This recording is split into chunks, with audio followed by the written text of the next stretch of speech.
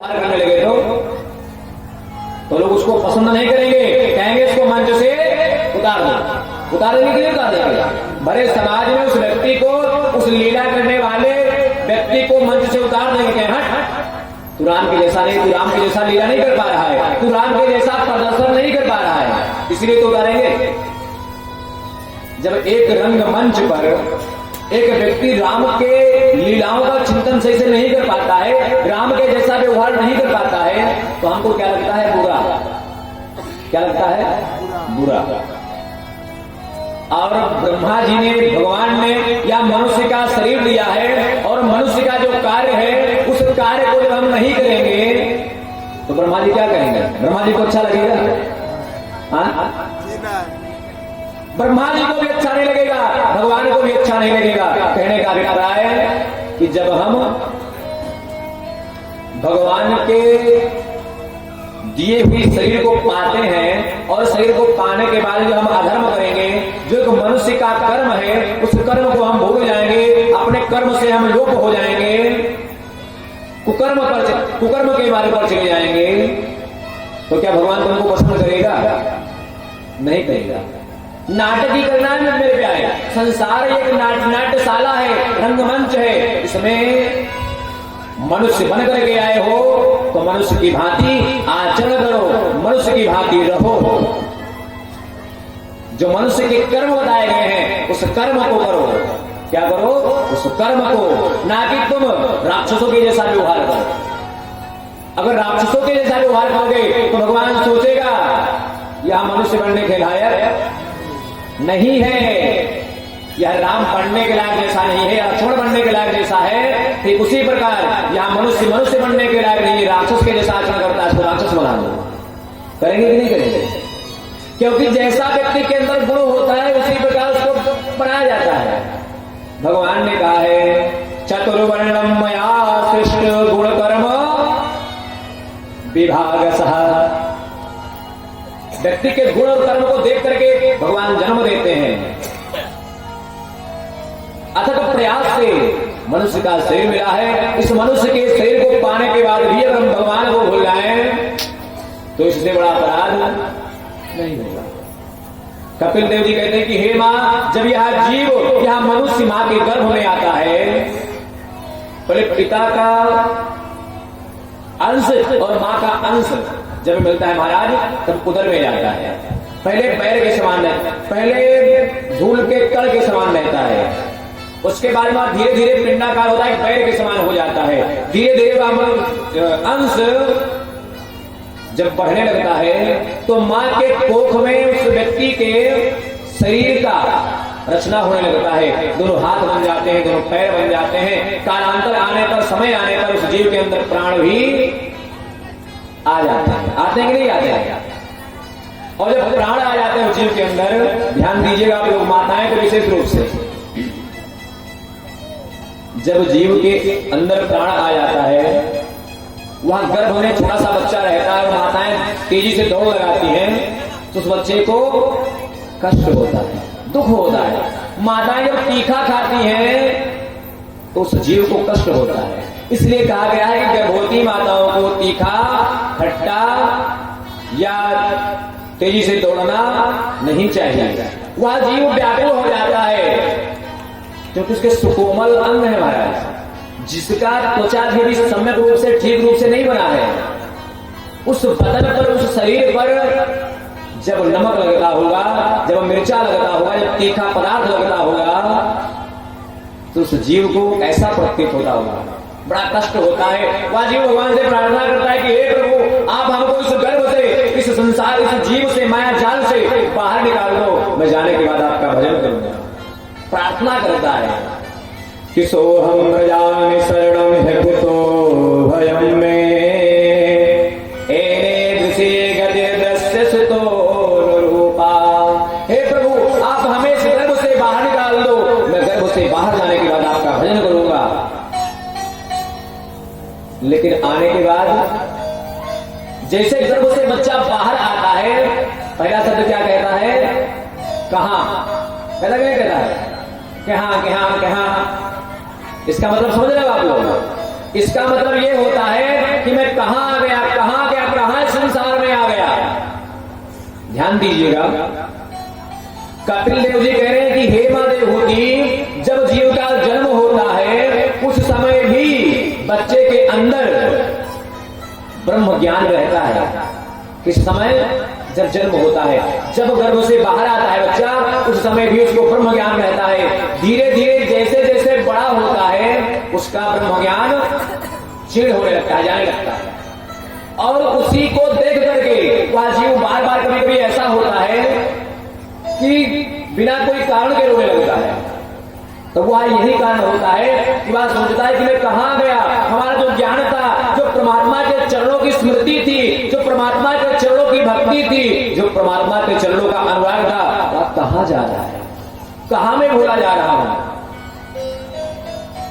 आकर के संसार में भूल जाता है महाराज कि हमें क्या करना चाहिए। भगवान ने नेत्र दिया है, भगवान का दर्शन करो।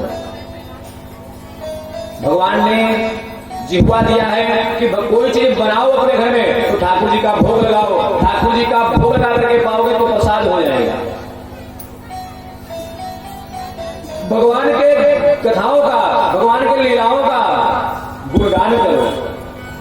लेकिन यह जीव इस संसार में आने के बाद महाराज भूल जाता है कि मैं किस लिए आया था, भूल जाता है। धीरे धीरे वह बालक बड़ा होता है। माताएं कहती हैं कि बेटा बोलो माँ, ये तुम्हारी माँ है, माँ माँ, ये माँ सिखाती है। कहीं तुम्हारे पापा हैं, पापा कहो, ये चाचा है, ये काका है, ये नानी है, ये मौसी है, ये चाची है। पूरे संबंधों को बताते हैं लोग कि बचपन में बताया गया धरा धाम सत्य है, यौवन में बताया गया कि अर्थ काम सत्य है। बचपन में बताया जाता है कि बेटा क्या पृथ्वी सत्य है, ये तुम्हारे माता है, तुम्हारे पिता है, तुम्हारे चाचा है, तुम्हारे चाची है, ये तुम्हारी मौसी है, तुम्हारे मौसा है, तुम्हारी बुआ है, तुम्हारे फूफा है। और जब वो लड़का बड़ा हो जाता है तब नहीं बताया जाता कि तुम्हारे मामा है, तुम्हारे मामी है, तुम्हारे फूफा है, कुछ बताया जाता है? नहीं बताया जाता। फिर क्या बताया जाता है? कुछ कमाओगे नहीं तो क्या करोगे। कमाना कोई गलत बात नहीं है, कमाओ, धर्म से कमाओ, अपने नियम से कमाओ, कमाए हुए धन से दान दो, उसका दान दो, उसका विभाजन करो। बचपन युवावस्था का जब हो जाता है बालक, तब कहते हैं कि बेटा तुम धन कमाओ, परिवार का पोषण करो। कि बचपन में बताया गया धरा धाम सत्य है, यौवन में बताया गया कि अर्थ काम सत्य है। और पिंजरे का पंछी जब पिंजरा तोड़ के चल दियो, तब अंत में बताया गया कि राम नाम सत्य है। सत्य कब बताया गया? अंत में। कहने का अभिप्राय कि साथ कुछ नहीं जाने वाला। धनानि भूमो, जो आपके धन है कहां तक रहेंगे? भूमि तक। कहां तक? भूमि तक। धनानि भूमो पशुवश्चा गोष्ठे, जो पशु हैं वे कहां तक रहेंगे? गौशाला तक। कि आपके मरने के साथ आपके जाएंगे पीछे? किसी भी व्यक्ति के मरने के बाद पशु शमशान घाट में नहीं जाता है, गौशाले में रह जाता है। धनानि भूमो पशुवश्चा गोष्ठे, नारी गृहे द्वार, जो आपकी पत्नी है कहां लग रहेगी? घर के दरवाजे तक। क्योंकि स्त्रियों को शमशान घाट में आने के लिए रोक लगाया गया है। नारी के गृह द्वार जना शमशाने, जो बंधु बांधव लोग हैं, जो अपने परिचित के लोग हैं, कहां तक जाएंगे? शमशान तक। अब जिस शरीर के पीछे रह करके हे मां, कपिल देव जी कहते हैं हे देवहूति मां, इस शरीर के पीछे जो व्यक्ति संबंध बनाता है और कहता है मेरा है, मेरा है, मेरा है, वो शरीर कहां तक जाएगा? देहश्चिताया। कहां तक? चिता तक। परलोक मार्गे धर्मानुरागे गच्छति जीव एकः। अगर आपको सुख साथ जाएगा तो जो आप अपने हाथों से दान दे दोगे, जो आप दान दे दोगे वो साथ में जाएगा। जो भगवान के लीलाओं का चिंतन करोगे वो आपके साथ जाएगा। जो आप परोपकार कर दोगे वो आपके साथ जाएगा। और कहा यहां तक कि हे मां, व्यक्ति जो जीवन अगले जन्म में व्यक्ति को वही मिलता है। एक कथा आती है, संक्षिप्त में मैं बताने का प्रयास करूंगा। सुनाऊं? कितने लोग सुनना चाहते हैं? हाथ उठाओ। जय हो। मतलब सब लोग सुनना चाहते हैं। जब अगस्त मुनि के कुटिया पे कौन पहुंचे? राम जी। राम जी पहुंचे अगस्त ऋषि के कुटिया पर। तो राम जी ने कहा अगस्त ऋषि से कि हे प्रभु, आपके पास इतना धन कहां से आ गया? अगस्त जी के पास सोना चांदी हीरा जवाहरात रखे हुए थे। तो ऋषि ने महात्मा के पास धन देकर के राम जी ने कहा प्रभु, आपके पास धन कहां से आया? तो अगस्त ऋषि ने कहा कि इस जंगल का नाम जानते हो क्या है? दंडका रण्य। इस जंगल में मैं जब आया तो एक सरोवर था, उस सरोवर में मैंने स्नान किया और स्नान करके संध्या वंदन कर रहा था। उसी समय स्वर्ग से एक विमान आया। क्या आया? विमान। उस विमान से एक दिव्य पुरुष पृथ्वी पर उतरा। पृथ्वी पर उतरता एक सौ पड़ा हुआ था। क्या पड़ा हुआ था? सौ। उस सौ के पास जाता है और सौ को काट करके उसके मांस को खाने लगता है। खाता है, खाने के बाद में फिर उस विमान पर बैठता है और विमान पर बैठ के कहा जाता है स्वर्ग। जब मैंने देखा, अगस्त जी कह रहे हैं कि हे राम जी, जब मैंने देखा कि स्वर्ग से विमान आया, नीचे उतरा, उससे उतरने के बाद में एक पुरुष एक मुर्दे के मांस को खाता है और पुनः स्वर्ग चला जाता है, तो मेरे मन में इच्छा हुई कि क्यों ना इस पुरुष के बारे में जाना जाए। महाराज अगस्त जी वहीं पर रुक गए और रुकने के बाद में क्या हुआ कि जब अगस्त जी रुक गए, दूसरा दिन फिर आया और दूसरे दिन फिर स्वर्ग से विमान आया। विमान से एक दिव्य पुरुष उतरा और जाकर के मांस के टुकड़ों को खाने लगा। जैसे वह दिव्य पुरुष मांस के टुकड़ों को खाने लगा, अगस्त जी ने कहा कि हे देव पुरुष, तुम मांस के टुकड़े को क्यों खा रहे हो? पहली बात तो यहां मुर्दा है और मुर्दे के मांस को तुम खा रहे हो। आते हो स्वर्ग से, तुम्हारे वेशभूषा शरीर देवताओं के जैसे लग रहे हैं, लेकिन तुम्हारा जो कर्म है या चंडालवत है, तो मांस को खा रहे हो भी मुर्दे के। तो उस पुरुष ने कहा हे प्रभु, क्या आप अगस्त ऋषि हैं? अगस्त जी ने कहा हाँ, मैं अगस्त ऋषि हूं। चरणों पर गिर पड़े, प्रणाम किया और कहा प्रभु, मैं धन्य हो गया। मैं आपका ही इंतजार कर रहा था। अभी तक मैं रोज आता था, मांस के टुकड़े को खाता था और मन में सोचता था कि कभी ना कभी हमको अगस्त ऋषि के दर्शन अवश्य होंगे। तो अगस्त जी ने पूछा कि हे प्रभु, आप यह बताओ, तुम आखिर मांस के टुकड़े को खाने के लिए क्यों आते हो? ध्यान दीजिएगा। तो उस व्यक्ति ने कहा कि मेरा नाम श्वेत है, विदर्भ देश के राजा का मैं पुत्र था। विदर्भ देश के राजा का पुत्र था मैं, मेरा नाम श्वेत है। मैंने अपने जीवन में बहुत धर्म किया और धर्म के प्रभाव से, तपस्या के प्रभाव से मैंने स्वर्गलोक की प्राप्ति कर ली। जब मैं स्वर्ग गया तो स्वर्ग में हमें भूख लगने लगी। क्या लगने लगी? भूख। जब स्वर्ग में भूख लगने लगी तो मेरे पेट में पीड़ा होने लगी। मैं ब्रह्मानंद इंद्र देवता के पास गया। इंद्र देवता से कहा कि हे प्रभु, मुझे भूख क्यों लग रही है? इंद्र ने कहा इसका कारण मैं नहीं जानता, जबकि स्वर्ग में भूख नहीं लगती। इंद्र देवता के पास गए, इंद्र ने कहा मैं नहीं जानता। ब्रह्मा जी के पास गए तो ब्रह्मा जी ने कहा देखो राजा श्वेत, तुमने अपने जीवन में अन्नदान, पानी दान नहीं दिया है।